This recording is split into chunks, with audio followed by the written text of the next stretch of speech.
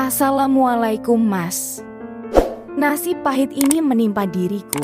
Setiap malam aku berdoa seandainya masih ada jodoh untuk diriku, aku akan berbakti dan menyerahkan hidupku untuk suamiku.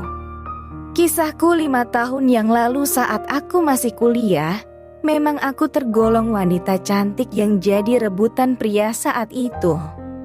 Ada 2 pria yang mendekatiku, sebut saja nama samarannya Aldo. Dia mendekatiku dengan ketulusan kedewasaan dan selalu mengajarkanku tentang agama hingga selalu mengingatkanku untuk jangan pernah meninggalkan sholat 5 waktu. Namun dia berasal dari keluarga sederhana. Untuk fisik punnya seperti pria biasa pada umumnya, sedangkan Bambang yang mendekatiku dengan kemewahan, makan di restoran, shopping, nonton bioskop, liburan. Bambang memang menyenangkan secara fisik pun memang wow karena dia rajin fitness. Hingga suatu hari, aku terjebak pada pilihan antara Aldo dan si Bambang. Jujur hatiku mantap dengan Aldo, dan hatiku benar-benar nyaman saat bersamanya, namun aku menyangkal hatiku sendiri. Aku menggunakan logika dan memilih si Bambang karena secara ekonomi dari keluarga kaya, dan aku berpikiran keluargaku pun akan ikut menjadi kaya. Hingga pernikahan pun kami berlangsung, kami juga bahagia. Namun, kebahagiaan itu hanya berlangsung 2 tahunan saja ketika dia mulai putus asa tiap malam kami berhubungan. Namun, aku tak kunjung hamil.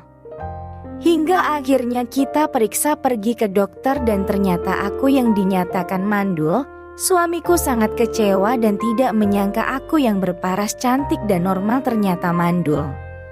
Pertengkaran akhirnya sering terjadi hingga ternyata suamiku main di belakang dengan wanita lain. Dan beberapa bulan setelah suamiku tahu wanita selingkuhannya hamil, dia sangat senang. Dan tanpa perasaan bersalah dia memutuskan untuk menceraikanku. Hidupku terasa berakhir, aku putus asa. Dan pada suatu hari tanpa sengaja aku bertemu dengan Aldo setelah bertahun-tahun kami tidak bertemu. Aku curhat menangis sejadi-jadinya, aku meminta maaf dan aku memohon untuk memberikan kesempatan untukku. Namun, ternyata dia menolak karena sebentar lagi juga akan menikah dengan wanita pilihannya.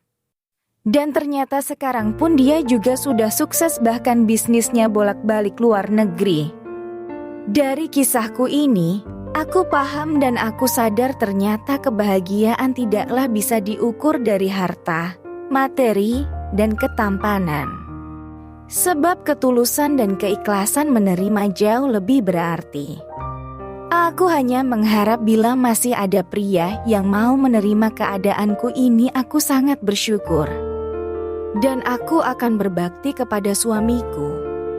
Aku tidak mencari kriteria, karena aku sendiri penuh kekurangan. Aku divonis mandul dan aku tidak tahu apakah masih ada pria yang mau menerimaku. Terima kasih Mas sudah mendengarkan curhatanku ini. Sekian, wassalamualaikum warahmatullahi wabarakatuh.